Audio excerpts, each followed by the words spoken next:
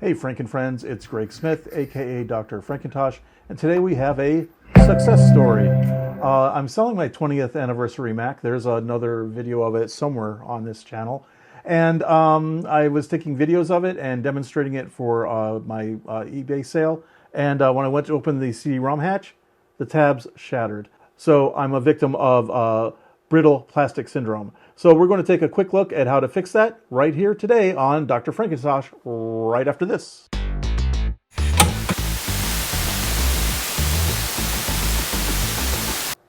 So you can see here the left tab and right tab positions, and then the pieces parts that we're going to put in there. What we're going to be doing is a technique that I've seen other YouTubers do, and that is to mix super glue with baking soda. And the challenge there is that it creates a sort of cement that binds almost instantly. Like super glue binds your skin instantly, but like when you put it on two parts, you actually have to let it cure for a couple minutes, and then let it set overnight. So this approach is going to be much more instantaneous and also much stronger. The challenge, of course, is that because it does bond instantly, you really can't make a mistake. That is to say, you can't position something in the wrong place and then put it back. So what I'm showing here is our cast of characters. First off, I like using these paper blotters. This is packing paper that you can get from Walmart. If ever you have to ship something, you might wrap it in this paper. But this makes for a really great blotter, and you just roll it up and throw it away when you're done. At the top there on the left, you can see our baking soda, and then a bottle of isopropyl alcohol, and then another one of acetone. And then on the far right there in that last dish is H2O or water. Notice that these little dishes here, I got those 3 for $1 at the dollar store. I'm a big fan of using dollar store stuff. Even the Q-tips came from the dollar store. And then we have these wooden coffee stirrers that I'm going to be using for handling the baking soda and the super glue.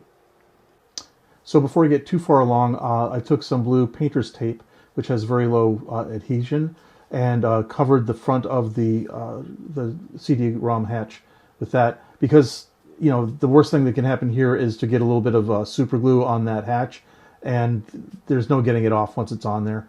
And so this protects it and keeps it from getting scratched and getting glue on it. So working on this project, you have to kind of like jigsaw puzzles, because you have to find the piece that fits, and not only does it fit, but it has to be oriented precisely so that it fits right in the cracks. And there are, in this case, there were many small pieces that had to be positioned. Now here what I'm doing is I'm putting a piece of painter's tape on the original tab, so that when I put the broken piece on, it sticks to it, and so I don't have to kind of hold on to it. Now here's a trick I saw another YouTuber use. I'm putting a little bit of acetone right on the crack itself, and that melts the plastic just a little bit. And then when I put the two pieces together, they'll kind of merge together. And that gives me my initial seal. And then the tape will hold it for the rest of the operation. So once I'm satisfied that it's kind of set, I'll apply the super glue to the crack and then sprinkle some baking soda on it.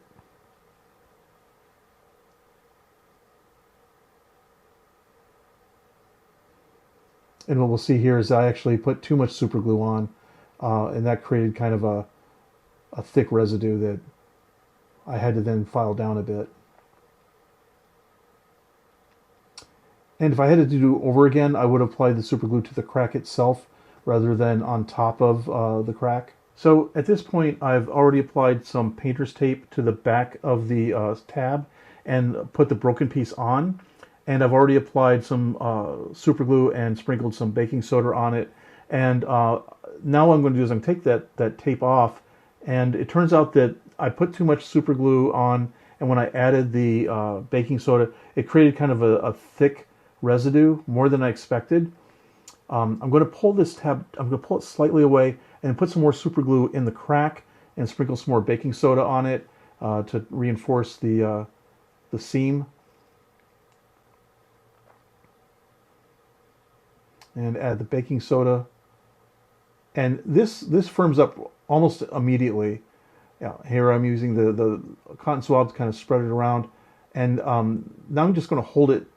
See, I broke it off.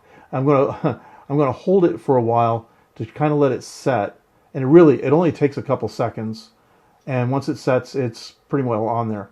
So now I'm using acetone here to loosen up the super glue and baking soda cement because it leaves more than I expected. So what I'm doing here is I'm actually kind of melting it a bit and kind of rubbing it down to kind of thin it out a bit so it doesn't take up so much space when I put it back on the device.